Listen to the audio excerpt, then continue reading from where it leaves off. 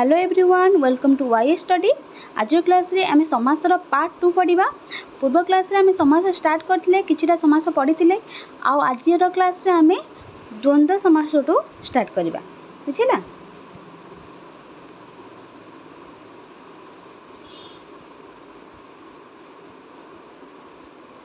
देखिए द्वंद्व समास माने कौन, तार अर्थ देखीदबा। प्रत्येक पदर अर्थर प्राधान्य थाई एकाधिक विशेष्य पदर मिलन में जो समास गठित हुए ताहाको द्वंद्व समास कह जाए।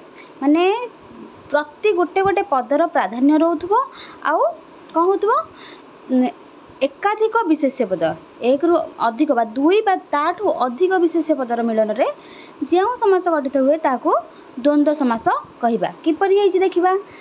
जेमिति कि देछि हमर फूल फल। फूल फल शब्द दुईटी भिन्न भिन्न शब्द। फूल और फल, फूलर जी प्राधान्य रोचे फलर भी से प्राधान्य रोचे। ए दुईटी जाक कौन विशेष्य पद। तो यहाँ हूँ दुईटार प्राधान्य रोचे, यहाँ हूँ द्वंद्व समास। बुझेगा? सेपरी एकाधिक विशेष्य पद आम कह जी कौन राम लक्ष्मण सीता। राम गोटे विशेष्य पद, लक्ष्मण गोटे विशेष्य पद, सीता गोटे विशेष पद। तो राम लक्ष्मण सीता को आम विग्रह पाखे प्रकाश कले कौन हम राम लक्ष्मण और सीता। तो समस्त प्राधान्य रोचे। सेमती आउ गोटे कौन हम धर्मार्थ काम मोक्ष। माने ए सब गोटे गोटे चारोटी पद अच्छी जोटा कि विशेष्य पद। धर्मर इम्पोर्टान्स जी, अर्थ काम मोक्षर इम्पोर्टान्स से। तो यहाँ हूँ गोटे द्वंद्व समास। द्वंद्व पकई दूसरी कौटार अर्थर प्राधान्य कम बा बेसी, किसी तो ना अर्थर कम बेसी। तो आम जाना विशेष्य पदर अर्थर प्राधान्य सामान रोथुबो आ दुई बा ताठू अधिक विशेष्य पद भी रही पारुथुबो हैला, ताको द्वंद्व समास बोली कहि परिबा। दुई बा ततोधिक विशेष्य पदर मिलन रे जो पद गठित हुए ताको द्वंद्व समास कह जाय। तार प्राधान्य मध्य रोथुबो। बुझिला?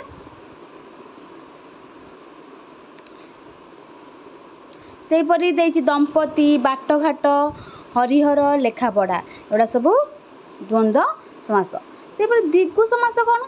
दिगुर समास मन रखा गले मन रखा फास्ट हूँ कि गोटे संख्या आसूब। फास्ट हूँ संख्यारू स्टार्ट हो जो समास संख्यावाचक शब्द पूर्वर समस्त पदटी समाहार समष्टि को बुझाई थाए। पूर्वर थाई समस्त पदटी समाहार बा समष्टि को बुझाई थाए, ताहाकू दिगु समास कह जाए। द्वंद्व कन्फ्यूज हवा ना। द्वंद्व आमर एकाधिक माने विशेष्य पदर प्राधान्य रोथुबो, माने कन्फ्यूज कर दो द्वंद्व पकई दो तो कहार कम बेसी नथिबो। सेटा हूँ द्वंद्व समास। दिगु कौन? दिगु हूँ आमर संख्यावाचक शब्द प्रथमे थिबो। माने दुईटी पद थिले प्रथम पदरे संख्यावाचक पद थिबो, तो ताहाले एटा हूँ दिगु समास। जेमिति त्रिफला, त्रि गोटे पद, फला गोटे पद।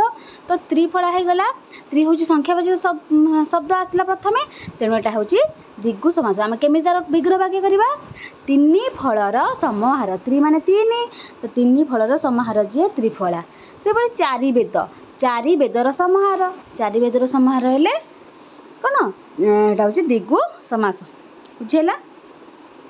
सेपरि षडरिपु, फास्ट षड आसूची, पंचेन्द्रिय फास्ट पंच, अष्टरत्न, पंचगव्य, सप्ताह, पंचवटी, चौपदी, एगुड़ा सब संख्यावाचक पद प्रथमे आसुथिबो आ सेटा होची दिगु समास। बुझेला? तापर आइला बहुब्री समास। बहुब्री समासर अर्थर कौन आम जानिदेबा। तार डेफिनेशन जो समास रे समस्त पद समस्यमान पद मानक मध्यरु कहारी अर्थ को न बुझाई अन्य को बुझाए ताहाको बहुब्री समास कहती। बुझेगा? समस्या मान जो गोटे गोटे पद थी बा विग्रह वाक्य गठित होइथिबो, आमे जो समस्या मान पदटा आमे भाबुथबा एटा अलगा गोटे कौन गठित हो, किंतु समस्या से जो समस्त पद गठित हुए सेटा को अन्य जन को बुझाउथबो, ताहले सेटा होची बहुब्री समास। देखिबा किपरि। दस आनन आनन जहार। दस आनन तो आमे करदेले समस्त पद, किंतु एटा काहा को बुझाउची? जहार दस आनन हैला, मुख, जार मुख 10टी मुख, तार को दशानन कह जाए। सेपरि बीणा पानी हाथ रे जहार। बीणा पानी, बीणा किए धर था हाथ रे? माँ सरस्वती। तो तांको बुझाउची। तो एटा ए अर्थ को न बुझे कि अलगा गोटे अर्थ को बुझाउथबो, ताहले सेटा होची कौन? एटा होची बहुब्री समास। ବୁଝିଲା। ଦଶାନନ ଯୋଉଟା କି କ'ଣ କାହାର ରାବଣ, ତ ଦଶାନନ ରାବଣକୁ ବୁଝାଉଛି, ତେଣୁ ଏଇଟା ହେଉଛି ବହୁବ୍ରୀ ସମାସ। ସେହିପରି ସରସ୍ୱତୀଙ୍କୁ ବୀଣା ପାଣି ହାତରେ ଯାହାର ମାନେ କ'ଣ ବୀଣା ପାଣି ସରସ୍ୱତୀଙ୍କୁ ବୁଝାଉଛି, ତେଣୁ ଏଇଟା ବହୁବ୍ରୀ ସମାସ। ତ୍ରିଲୋଚନ ଯାହାର 3 ଆଖି ଶିବଙ୍କୁ ବୁଝାଉଛି। ପୀତାମ୍ବର, ଦିଗମ୍ବର, ନୀଳକଣ୍ଠ, ପଞ୍ଚାନନ, ଚତୁର୍ଭୁଜ ଏମାନେ ଗୋଟେ ଗୋଟେ ଅନ୍ୟ ଅର୍ଥକୁ ବୁଝାଉଥିବାରୁ ଏଇଟା ହେଉଛି ବହୁବ୍ରୀ ସମାସ। ବୁଝିଲା। ସେହିପରି ଦେଇଛି ବହୁବ୍ରୀ ସମାସରେ ଅକ୍ଷି ଶବ୍ଦ ଯଦି ଆପଣମାନେ ଜାଣିବାକୁ ଚାହୁଁଛନ୍ତି କିପରି ମନେ ରଖିବେ, ତାହେଲେ ଅକ୍ଷି ଶବ୍ଦଟା ମନେ ରଖିଦେବେ। ଅକ୍ଷି ଶବ୍ଦ ଆସୁଥିଲେ ମାନେ ସମସ୍ତ ପଦରେ ସେଟା ହେଉଛି ବହୁବ୍ରୀ ସମାସ। ଅକ୍ଷି ଶବ୍ଦ ସମସ୍ତ ପଦରେ ଅକ୍ଷରେ ନାଭି ଶବ୍ଦ ନାଭରେ ପରିଣତ ହୁଏ। ତାହେଲେ ବିରୂପାକ୍ଷ, ବିରୂପ ଅକ୍ଷି ଯାହାର ବିରୂପାକ୍ଷ ହେଲା, ଅଲଗା ଅର୍ଥକୁ ବୁଝାଉଛି, ସେଥିରୁ ବି ଜାଣିବା ଏଇଟା ହେଉଛି ବହୁବ୍ରୀ। ଆଉ ଅକ୍ଷ ମନେ ରଖିବା, ଅକ୍ଷି ଶବ୍ଦ ଥିଲା ମାନେ ଏଇଟା ବହୁବ୍ରୀ ସମାସ। ପଣ୍ଡୁରୀକାକ୍ଷ, ବିଶାଳାକ୍ଷ, ସହସ୍ରାକ୍ଷ, ପଦ୍ମନାଭ, ବୁଝିଲା। ପଦ୍ମନାଭ ପୁଣି ପଦ୍ମନାଭିରେ ଯାହାର ହେଲା ପଦ୍ମନାଭ, ଅଲଗା ଅର୍ଥକୁ ପ୍ରକାଶ କରୁଛି, ତାହେଲେ ଏଇଟା ହେଉଛି ବହୁବ୍ରୀ ସମାସ। ସେମିତି ମହାତେଜା, ମହାନ ତେଜ ଯାହାର ହେଲା, ମହାନ ତେଜ ଯାହାର ସେ ହେଉଛି ମହାତେଜା, ବହୁବ୍ରୀ ସମାସ। ଉଦାର ଚେତା, ଉଦାର ଚେତ ଯାହାର ବହୁବ୍ରୀ ସମାସ। ବୁଝିଲା। ଉଚ୍ଚ ମନା, ଅନ୍ୟମନସ୍କା, ଅଳ୍ପ ବୟସ୍କ ଏଗୁଡ଼ା ସବୁ ବହୁବ୍ରୀ ସମାସର ଉଦାହରଣ। ସେମିତି ଅନନ୍ତ, ନାହିଁ ଅନ୍ତ ଯାହାର ସେ ଅନନ୍ତ। ଅନାଦି, ନାହିଁ ଆଦି ଯାହାର ସେ ଅନାଦି। ବୁଝିଲା କି। ଏଗୁଡ଼ା କ'ଣ, ଏଇଟା ତ ନାହିଁ ଅର୍ଥ ଅଛି, ଆପଣ ଭାବିବେ ନଂସ୍ ତତ୍ପୁରୁଷ ସମାସ ହେବ, କିନ୍ତୁ ଏଇଟା ନିଷେଧାର୍ଥକ ବହୁବ୍ରୀ ସମାସ। ବହୁବ୍ରୀ ସମାସ ଯାହାର ତାହାର ରହୁଛି ମାନେ ବହୁବ୍ରୀ ସମାସ, ଆଉ ନିଷେଧାର୍ଥକ ବହୁବ୍ରୀ ସମାସ। ବୁଝିଲା। ସେହିପରି ଦେଇଛି ସପରିବାର, ପରିବାର ସହିତ ଅଛନ୍ତି ଯେ ସପରିବାର। ସସ୍ତ୍ରୀକ, ସ୍ତ୍ରୀ ସହିତ ଅଛନ୍ତି ଯେ ସେ ସସ୍ତ୍ରୀକ। ସଶିଷ୍ୟ, ଶିଷ୍ୟ ସହିତ ଅଛନ୍ତି ଯେ ସେ ସଶିଷ୍ୟ। ଏଟା କ'ଣ କୁହାଯିବ, ଏଟା ଆମେ ଜାଣିଲେ ଗୋଟେ ନିଷେଧାର୍ଥକ ବହୁବ୍ରୀ, ଏଟା ହେଉଛି ସହାର୍ଥକ ବହୁବ୍ରୀ, କାହିଁକିନା ଏଟା ସହିତ ରହୁଛି। କ'ଣ ରହୁଛି ସହିତ, ତ ସହାର୍ଥକ ବହୁବ୍ରୀ। ସାନନ୍ଦ, ଆନନ୍ଦ ସହିତ ରହନ୍ତି ଯେ ସାନନ୍ଦ। ସସମ୍ମାନ, ସମ୍ମାନର ସହିତ, ସମାନର ସହିତ ସେଟା ସସମ୍ମାନ ହେଲା, ଏଗୁଡ଼ା ସବୁ ସହାର୍ଥକ ବହୁବ୍ରୀ। ବୁଝିଲା। ସେହିପରି ସତୀର୍ଥ, ସମାନ ତୀର୍ଥ ଯାହାର। ସହୋଦର, ସମାନ ଉଦରରୁ ଜନ୍ମ ଯାହାର। ସଗୋତ୍ର, ସେମିତି ସମାନ ଗୋତ୍ରରୁ ଜନ୍ମ ଯାହାର। ବୁଝିଲା କି। ଗଜ ଗମନା, ଗଜ ଗମନ ପରି ଗମନ ଯେଉଁ ସ୍ତ୍ରୀର, ଏଇଟା ହେଉଛି ଗଜ ଗମନା, ଏଇଟା ହେଉଛି ଉପମିତ ବହୁବ୍ରୀ। ବୁଝିଲା। ଚିଲ ଆଖିଆ, ଚିଲ ଆଖି ପରି ଆଖି ଯାହାର ଚିଲ ଆଖିଆ। ଘୋଡ଼ା ମୁହାଁ, ଘୋଡ଼ା ମୁହଁ ପରି ମୁହଁ ଯାହାର ଘୋଡ଼ା ମୁହାଁ। ବୁଝିଲା। ତାପରେ ବ୍ୟତିହାର ବହୁବ୍ରୀ କିପରି ଜାଣିବା, ଯେଉଁଟାକି ଏକ ଜାତୀୟ କ୍ରିୟାରେ ପରସ୍ପର ବ୍ୟାପୃତ ଥିବା ବୁଝାଇଲେ ବ୍ୟତିହାର ବହୁବ୍ରୀ ସମାସ ହୋଇଥାଏ। ଯେମିତି କେଶା କେଶୀ, କେଶକୁ ଧରି ଯେଉଁ ଯୁଦ୍ଧ। ମରାମରି, ପରସ୍ପରକୁ ମାରିବା କାର୍ଯ୍ୟ ଜହିଁରେ। ଠେଙ୍ଗା ଠେଙ୍ଗି, ଠେଙ୍ଗାରେ ଯେଉଁ ଯୁଦ୍ଧ। ବୁଝିଲା କି। ଏଗୁଡ଼ା ସବୁ ବହୁବ୍ରୀ ସମାସରେ ଆସୁଛି, ଏଇଟା ବ୍ୟତିହାର ବହୁବ୍ରୀ। ଆଉ କେତେକ ଉଦାହରଣ, ସୁହୃଦୟ ଯାହାର। ଅଷ୍ଟବକ୍ର, ଅଷ୍ଟ ଅଙ୍ଗ ବକ୍ର ଯାହାର। ଏକ ବାଗିଆ, ଏକ ବାଗ ଯାହାର। ଦୋମୁଣ୍ଡିଆ, ଦୁଇ ମୁଣ୍ଡ ଯାହାର। ଏଗୁଡ଼ା ସବୁ ବହୁବ୍ରୀ ସମାସର ଉଦାହରଣ। ତାପରେ ଆସିଲା ଅବୈଭାବ ସମାସ। ଅବୈଭାବ ସମାସ ଜାଣିବାରେ ବହୁତ ସିମ୍ପଲ, ମାନେ ଜାଣିବାର ମନେ ରଖିବାର ସହଜ ଉପାୟ ହେଉଛି ଅବୟ ପଦ ହିଁ ଥିବ, ପ୍ରଥମେ ଅବୟ ପଦ ଆସୁଥିବ। ତାହେଲେ ଆମେ ଦେଖିବା ତାର ଡେଫିନେସନ୍ କ'ଣ। ଯେଉଁ ସମାସରେ ଅବୟ ପଦ ପୂର୍ବପଦ ଭାବରେ ରହି ଅନ୍ୟ ପଦ ସହିତ ସମାସ ହୋଇଥାଏ, ତହିଁରେ ଅବୟର ଅର୍ଥ ପ୍ରାଧାନ୍ୟ ଥାଏ, ତାକୁ ଅବୈଭାବ ସମାସ କୁହାଯାଏ ହେଲା। ଅବୟ ପଦ ପୂର୍ବପଦ ଭାବରେ ରହି ଅନ୍ୟ ପଦ ସହିତ ସମାସ ହୋଇଥାଏ, ତହିଁରେ ଅବୟର ଅର୍ଥଟା କ'ଣ ପ୍ରାଧାନ୍ୟ ରହିଥାଏ, ତାକୁ ଅବୈଭାବ ସମାସ କୁହାଯାଏ।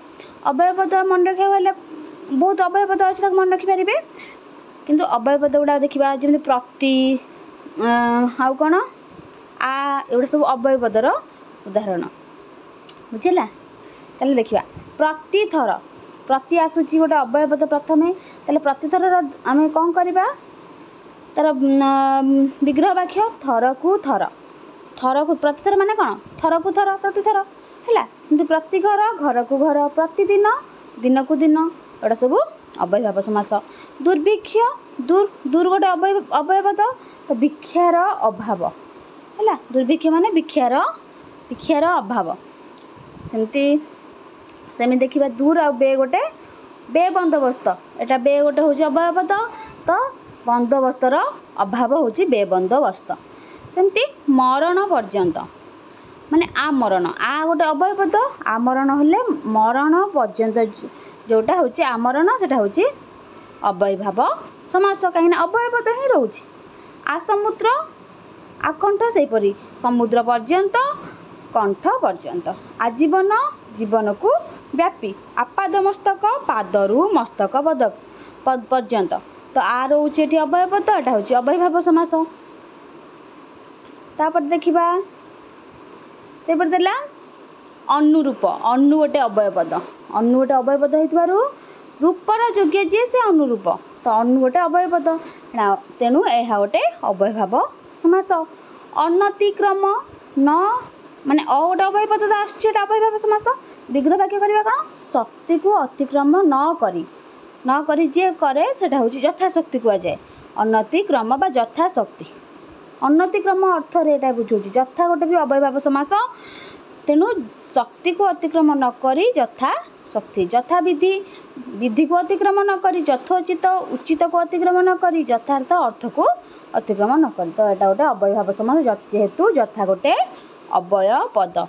सेपरी अनु अनु गोटे अव्ययभाव समास अनुपद आसुथिले प्रथम एटा गोटे अव्ययभाव समास हम। अनु गोटे अव्ययपद होइथिबारु अनुकरण माने पछे पछे जो गमन करती पश्चात सॉरी पछे पछे जो पछ को अनुकरण करती जो माने फॉलो करती तो अनुगमन माने पछे पछे गमन करती तेणु पश्चात गमन अनुगमन। पश्चात्करण अनुकरण अनुताप पश्चाताप अनुताप अनुसंधान पश्चात संधान अनुसंधान तो अनु गोटे अव्ययभाव समास पद होइतिबारु एटा अव्ययभाव समासर उदाहरण है।